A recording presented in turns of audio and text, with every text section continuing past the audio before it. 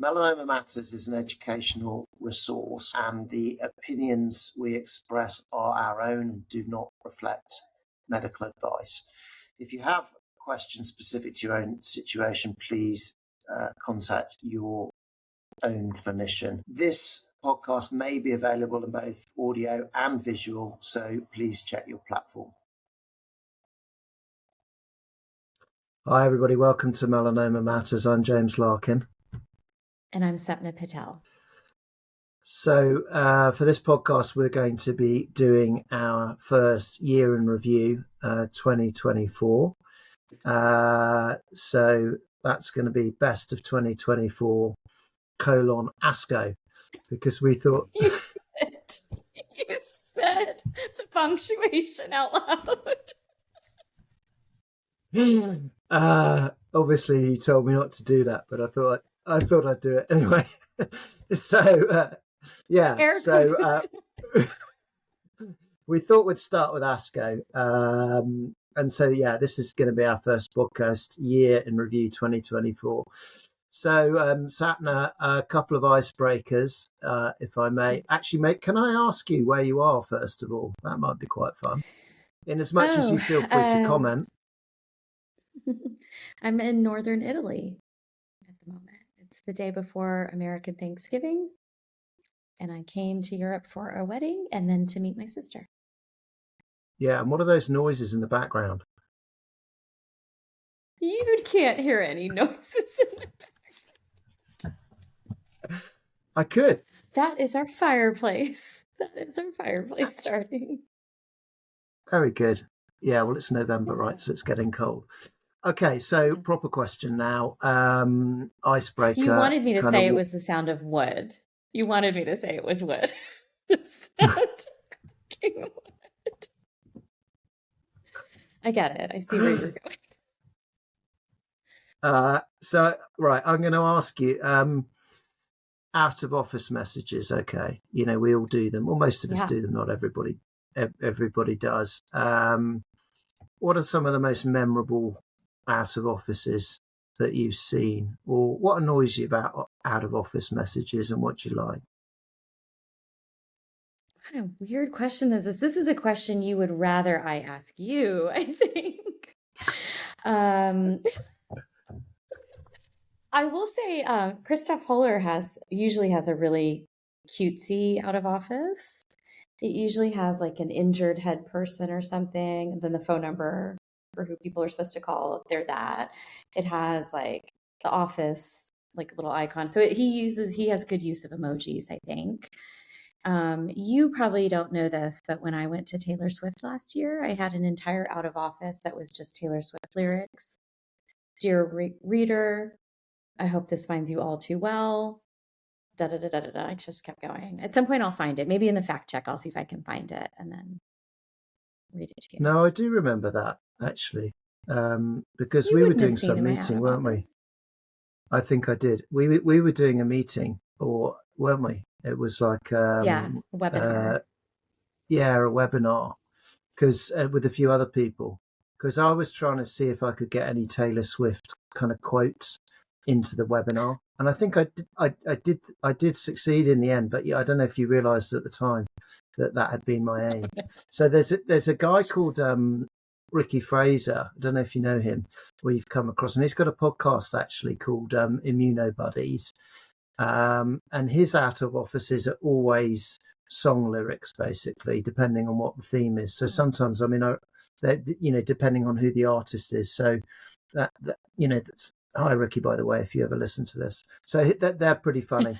I mean, but yeah, you do sometimes get some sort of memorable out of offices, like, I'm so busy that I'm not going to answer your email, but if it's important, email me back when I'm back from my holidays, and then I might do. Have you never had one of those? Seriously? Well, that's a little bit of that feels like an American style to say, if it's important, email me when you see that I'm back in office, to put it back at the top of my inbox. That just sort of implies you're not really going to spend your out of office time sifting through. And if somebody can figure out their problem or issue, sort it through. But if you can't, put it back at the top. Yeah. So note to self, you don't like that. not really. Don't like the put the burden on the sender to resend an email. Got it. Don't like that. Yeah, and I've got a league table, as you know, where I store memorable out of office responses, for future posterity, basically. Okay, so in the fact check, you're going to read some of those then. Yeah, that's actually not a bad Should idea, do. is it? All right, Okay. listen. So But back to this, to Ricky. work. Go on. Hold on. Ricky Fraser. Back to this, Ricky Fraser. Yeah, back to this. Do the lyrics actually make sense? Is it like, "Welcome to the Hotel California, what a lovely place," Yeah. or is it? Yeah. Okay, so it like really makes No. sense in context of what it. Yeah. Yeah. Okay. He spends a lot of time on this, and they're thematically coherent as well. So, I mean, it's actually very impressive. They're quite big. That's the only thing. The out of office message is just like half a screen. Okay, we know you're a sizist. Come on now. Again with I apologize. Yeah, I apologize. Okay, so we thought there were kind of 4 things, I guess, that we wanted to cover in ASCO 2024. First and foremost, NADINA.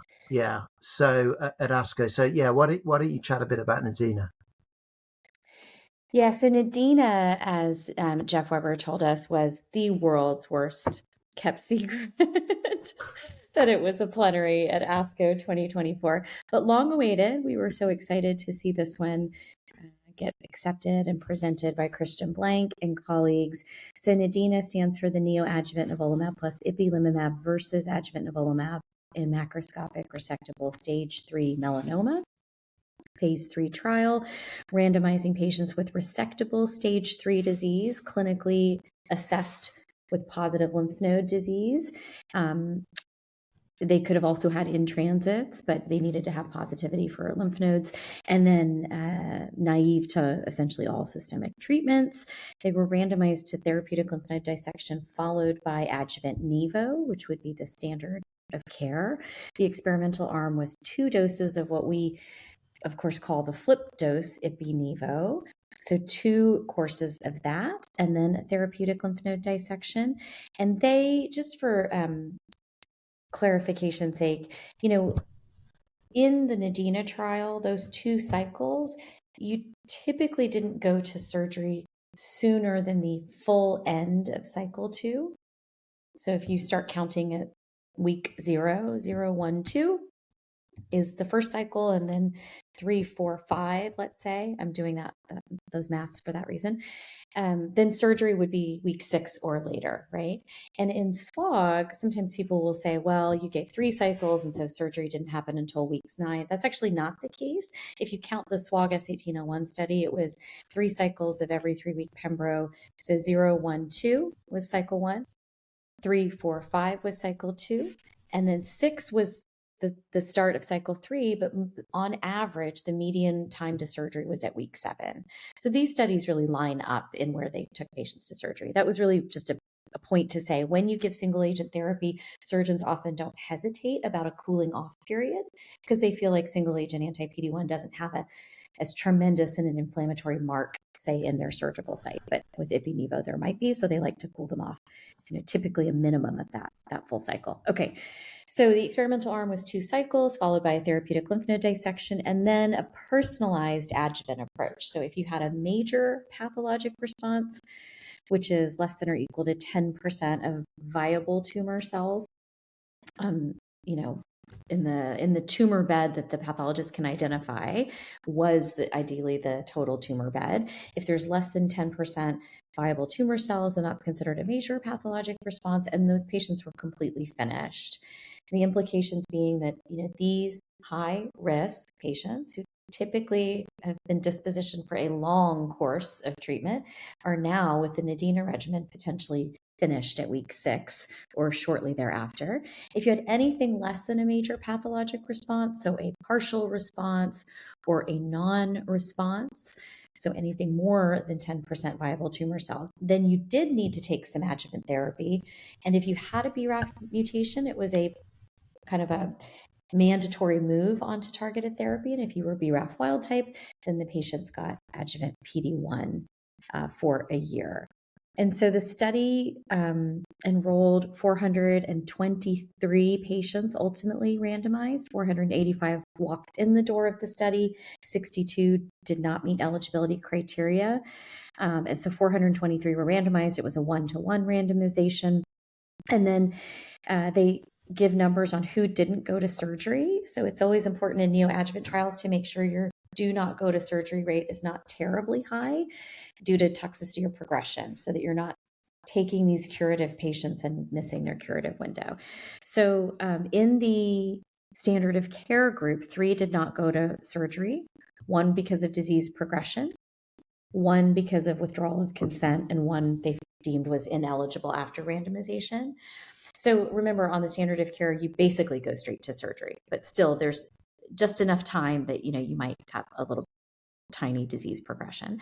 And then 38 did not start adjuvant therapy. And that's, again, because postoperatively you can have these recurrences. And so indeed, 29 had recurrence, 3 did not want adjuvant therapy, and 6, it says we're on treatment at cutoff. So I don't have clarification on if that means they were just like kind of newly enrolled and maybe just in the surgical part and just hadn't started adjuvant therapy yet. On the neoadjuvant arm, 14 did not undergo surgery, so 14 out of 212. And here it was 3 for toxicity, 5 had progression. 5 had surgery after sort of their cutoff window, and then they said 1 was unknown. So just important to look at those numbers there. Importantly, I think everybody was really wanting to know how many patients got that major path response, so they didn't have to take adjuvant therapy. And it ended up being a high portion of the study. Like 60% of patients had a major path response. So they were finished with 6 weeks of therapy. That was incredible. And really the highlight slide is their event-free survival curve. It does have short follow-up at the time they presented it at ASCO, which was a median of 9.9 months of follow-up. But they had a striking difference, of course, between the neoadjuvant arm and the adjuvant in terms of EFS, 83.7 versus 57.2 at the 12-month landmark time point. And the hazard ratio there is 0.32, very tight confidence interval, highly statistically significant. I mean, just really such a well-done study. So this was, if you are in the melanoma space or you're in kind of in the neoadjuvant space, this was really a highlight for so many of us. Great to see this work. And it had a simultaneous publication in NEJM, of course. So congratulations to Christian, Georgina, Minky, the whole NADINA crew, Richard, Alex, all of them. It's so well done. So that was our number 1 for Best of ASCO. Yeah. Go on. I was going to say, fully agree. Fantastic to see it. Great to see melanoma in the plenary session as well. And just for the record, I don't know if we said it or not, but we discussed this more in episodes 26 and 27. So 26, I think, with Christian Blank, and 27, where you and I go into things in a little bit more detail. I'm just going to say a couple of other things, actually. No, go on, you first. Oh, I was just going to say you're right. I forgot to do the callback, and that would be great for listeners. If you wanted to go back into our archives and listen to 26 and 27, you'll just get a little bit like longer, deeper context and conversation around NADINA.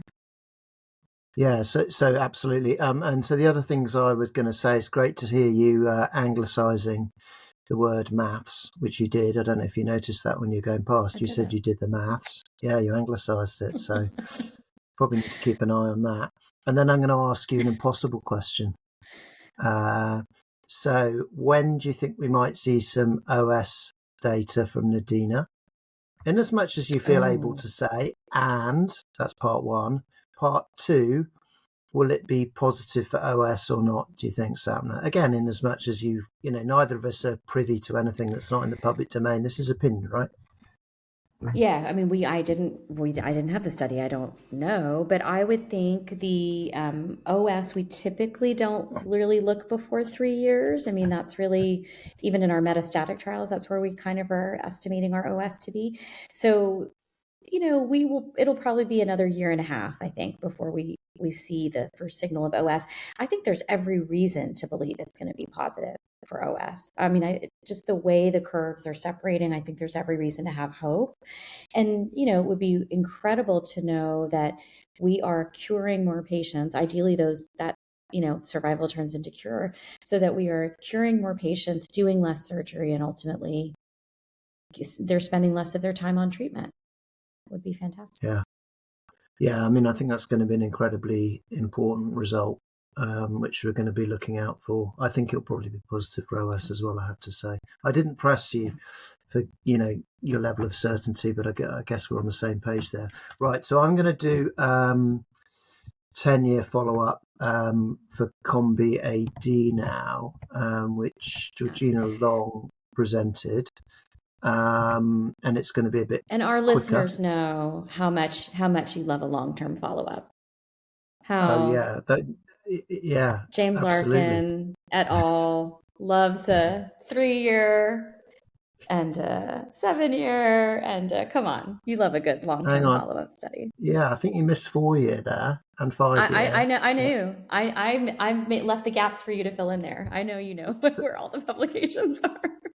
7.5 and 10. In any case, so anyway, so 10 years follow-up from COMBI-AD, which Georgina presented, and the publication's now out as well, I think relatively recently, in NEJM. Episode 29 is the episode where you and I discuss this in more detail. And I mean, for me, it sort of confirms what we knew already, to your point, to some extent, Sapna, about, further data cuts. But I think 10 years is important.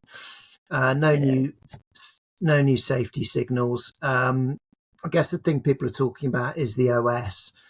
And to cut to the chase, it was 0.8 overall, with confidence intervals just overlapping 1, p-value 0.063. So I think that's something to say. And I guess the other thing I might just sort of pull out here is the whole business about V600E versus K, because I think there's been quite a lot of discussion about this. And I'm actually looking at the slide now, the forest plot, and this is OS in the ITT, V600E versus K.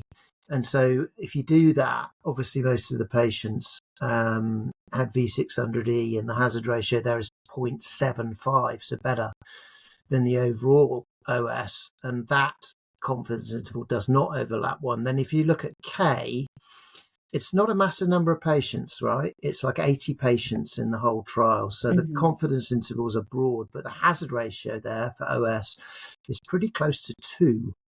1.95.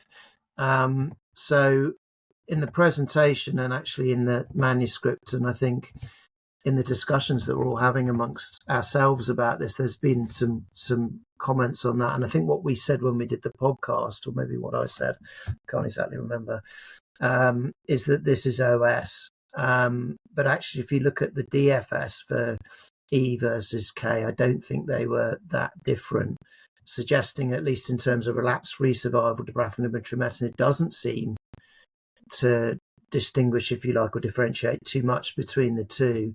But then, of course, OS also represents what happens after the patient's relapse. And so what I'm wondering here is whether there's some differences there that we don't understand very well. And, of course, this is all speculation after relapse in E versus K. But go on. I think we said this on that episode 29, where I asked the question, what do we know about V600K responsiveness to immunotherapy? Because presumably at recurrence, right, people might get BRAF/MEK inhibitor again, but you might obviously reach for the other class of drugs you haven't used. And we weren't sure we actually knew of any data sets out there other than this COMBI-AD that might suggest, again, we'd have to parse through a little bit more granularly. If at relapse it was immunotherapy, are they doing less well because they've relapsed, or are they doing less well because they do less well with immunotherapy? It's kind of like a nuanced layer in there. I don't think we know.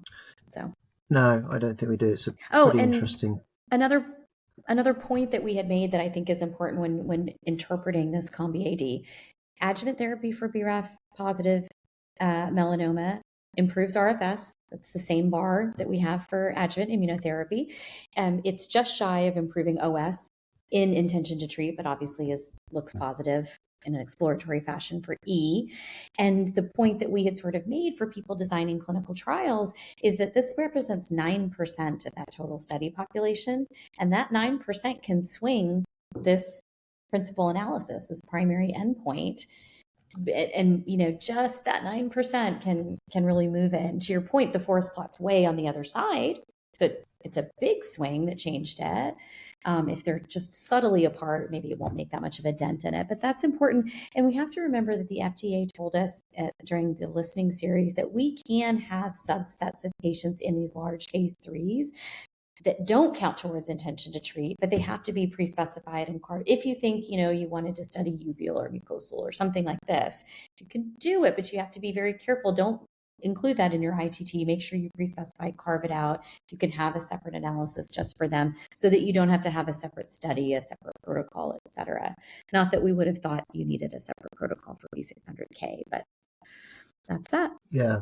Okay. All good points. Yeah. So then next one we're going to talk about was the 3-year update from the KEYNOTE 942. So this is what's called the Individualized Neoantigen therapy. So it's a mRNA vaccine V940 plus Pembro in the adjuvant setting versus Pembro alone. So this links to our discussion actually with Jeff Weber and, personal reflection. It was wonderful to have the opportunity to talk to Jeff after ASCO, and he presented these data, but we talked about some other data sets. So that was, that was very memorable for me anyway, talking to Jeff. I'm sure it's the same for you. So that's one thing. I think in terms of the data, though, really we're seeing confirmation of what we'd seen before in terms of RFS, DMFS, and actually a slide as well early.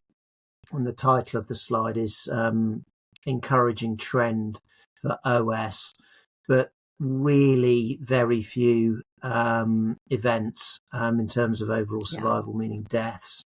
And actually the total number in both arms was 9.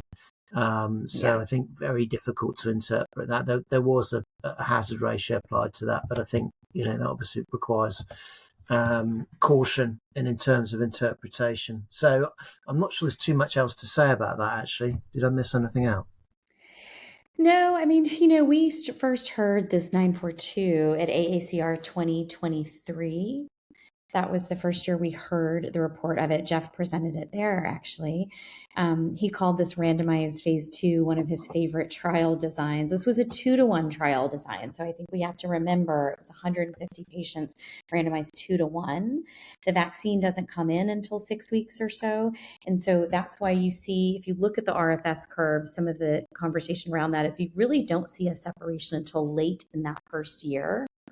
And potentially that's because the vaccine doesn't start until 6 weeks. So it's going to take time for that individual neoantigen therapy to actually be able to generate a T cell response. And therefore, the curves are not going to separate right away as they would maybe say on NADINA or something like that.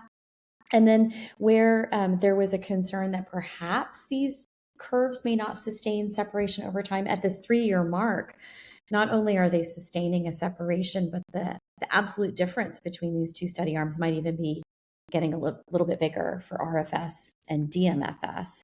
So now at 30 months, almost a 19-point difference in RFS and a 20.6% difference in DMFS. So it looks like it's holding up. So pretty good.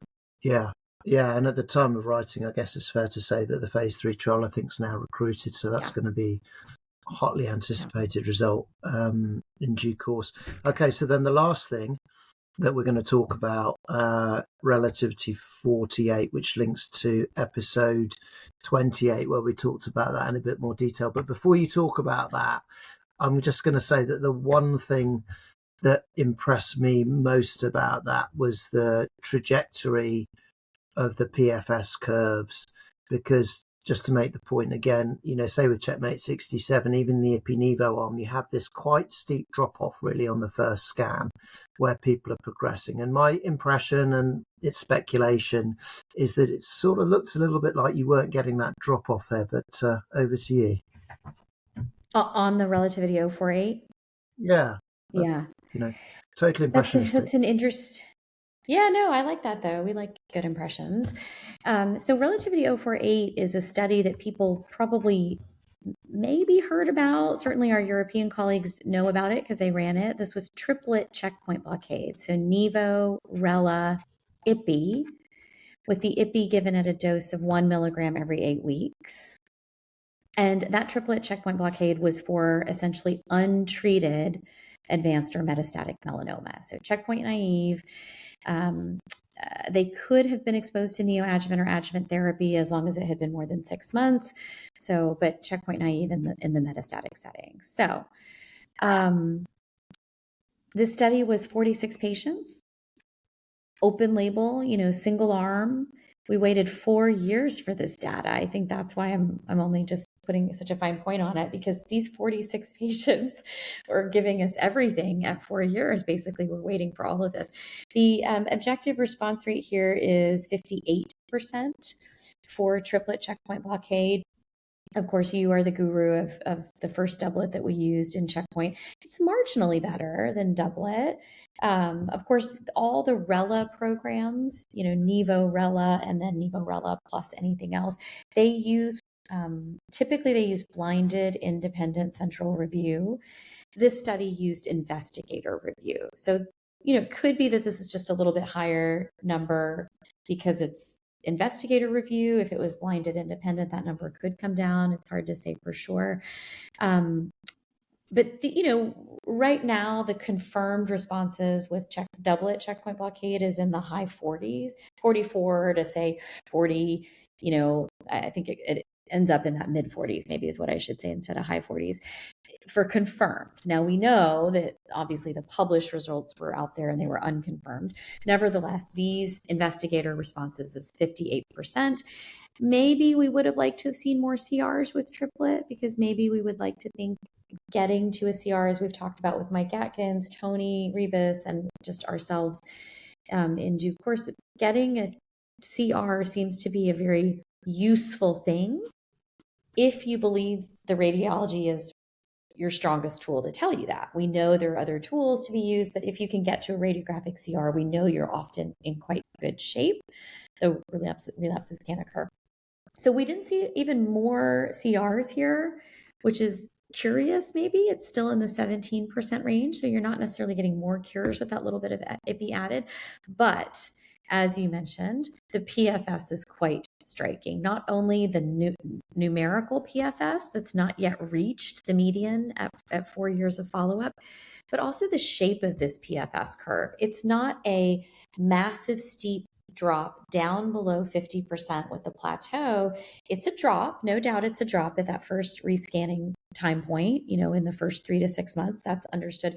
But it's a gradual drop. It's not that massive stair step. It's more of a kind of a triangular slope, if you will. So a PFS of 40, not yet reached at 48 months, is really striking.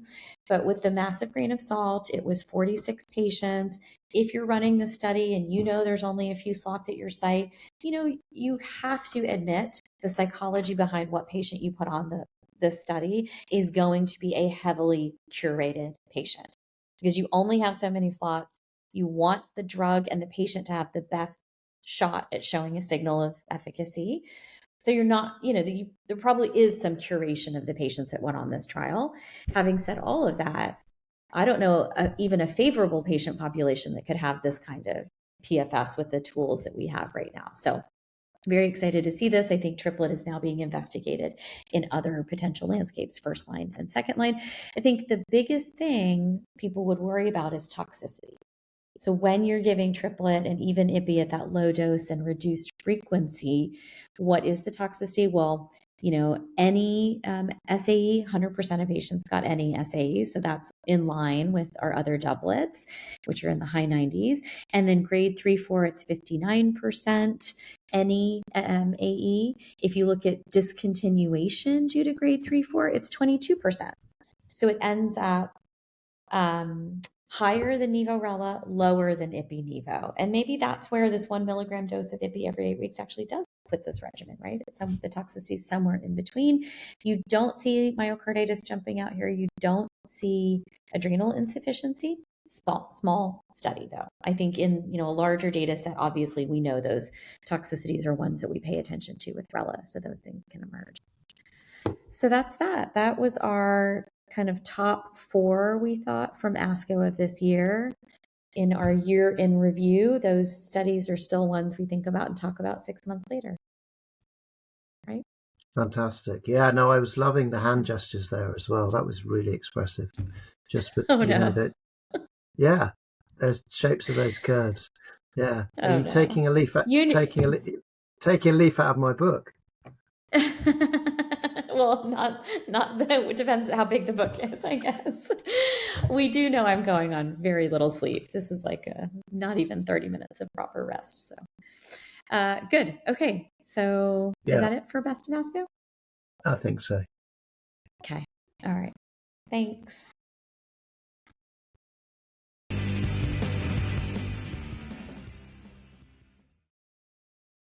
Hi, everybody. I just wanted to do a quick fact check on our Best of 2024 ASCO episode. I had mentioned there about the FDA listening series and how they had mentioned, in the large phase 3s, you can have these small subsets of patients with maybe the rarer subtypes to be tested. I just wanted to verify. So I went back to the FDA listening series, and they don't actually specify that they won't count those populations against you or that you can do that. It was discussed at that listening series in January 2020, the one for ocular melanoma in particular, but it's not showing up in the transcript. So I didn't want to mislead anybody.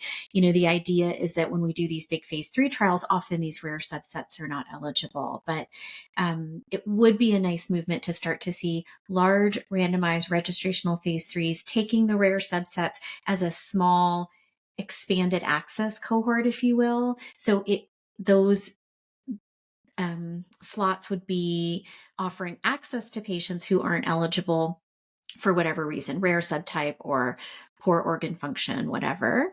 But because they're in the expanded access part of that registrational phase 3, they wouldn't count towards the intention to treat. It would be nice to see that directive from the FDA more clearly so that companies can start designing trials that way. Anyway, just wanted to update that with that fact check. All right, everybody. Happy New Year.